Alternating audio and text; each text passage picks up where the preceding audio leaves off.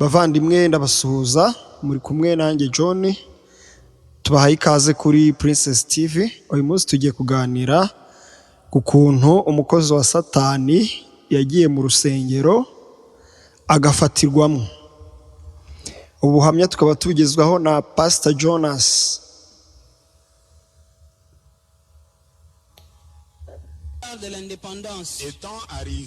Umunsi umwe nari njya mu mujyi, ubwo ngeze ahantu nari ndimo ngenda mu mujyi, mu gihe natambukaga hari urusengero. Muri urwo rusengero barimo bigisha ku by'uburozi, ku by'abapfumu.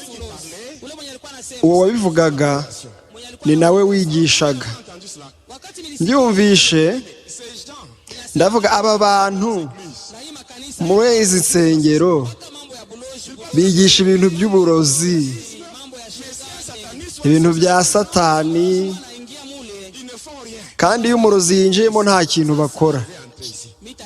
Ubu rero ngewe ngiye kwinjira, nindagiza mpamagara abazimu babakubita inkoni, ntibozongere kuvuga ku bupfumu cyangwa ku burozi. Ndinjira mfata umwanya,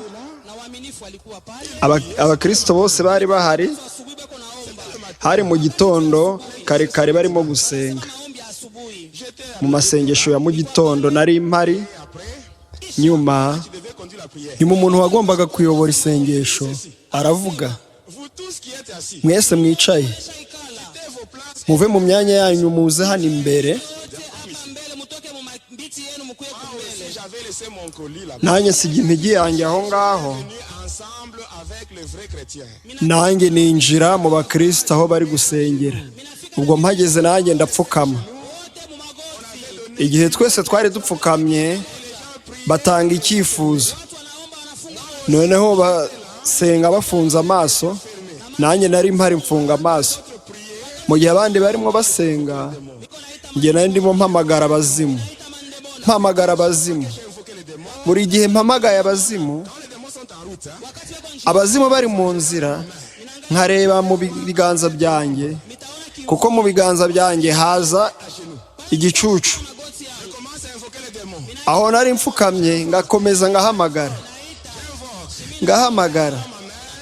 nkareba mu maboko yanjye singira icyo mbona, ngahamagara nkareba mu maboko singira icyo mbona. Muri icyo gihe nari mfukamye, numva hejuru muri parafo akantu k'agashyuhe karimo kamanuka gahoro gahoro, aho ngaho. Mu gihe kamanukaga kakagenda kongera ingufu. Mu gihe kongeraga ingufu,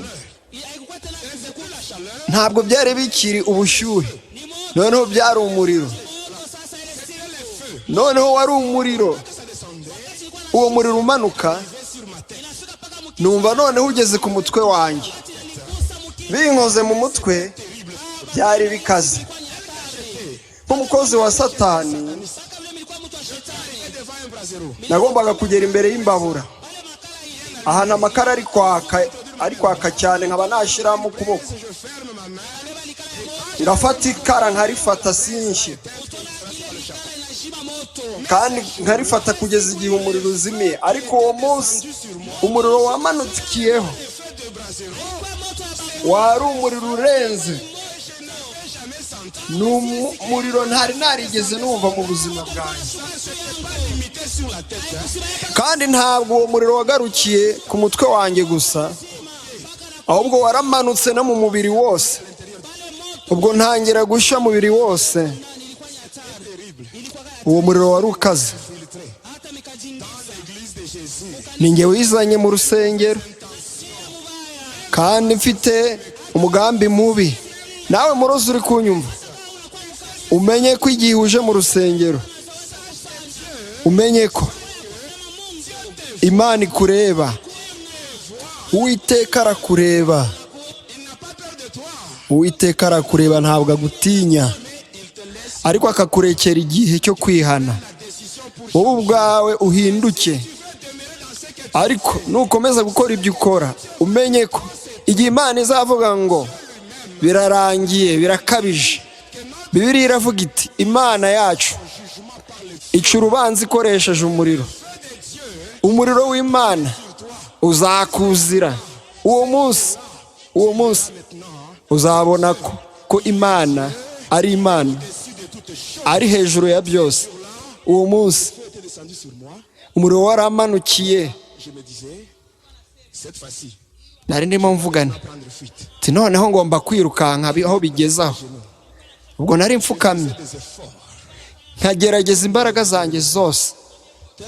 Nka uri aho ngaho uramutse ufukamye bakakubwira ati haguruka, byagutwara igihe kingana gute?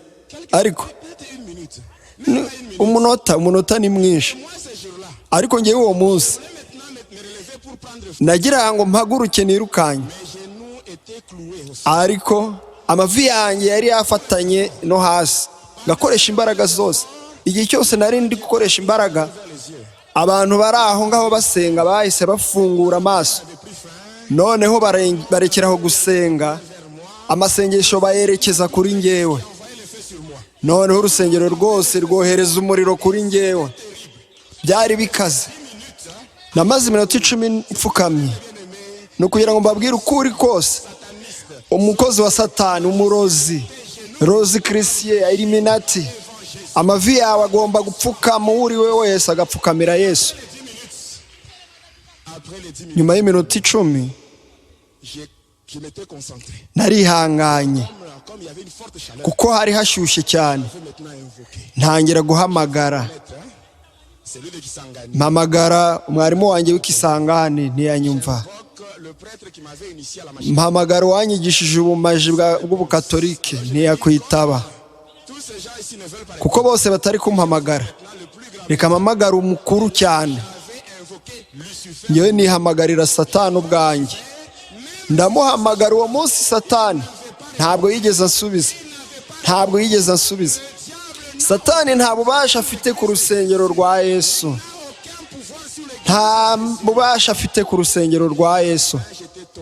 Nyuma naraguye n'ubwenge baransohora. Ngeze hanze, abantu batambukaga, hari saa 3 za mu gitondo, abantu batambukaga bakavuga ngo muze murebe umukozi wa Satani waguye. N'abantu bantinyaga uwo munsi. Nagikozwe n'isoni kuko hari mu mujyi hagati. Nuko hashize akanya, noneho akayaga kamaze kuza, nibwo natangiye kuvuganira na Satani. Satani arambwira ngo subira mu rusengero wica abantu 2. Igihe bantwikaga ntabwo yari ahari. None ari kumbwira ngo nsubireyo. Urumva ukuntu Satani atari serious. Iryo ni ryo tandukaniro rye na Yesu.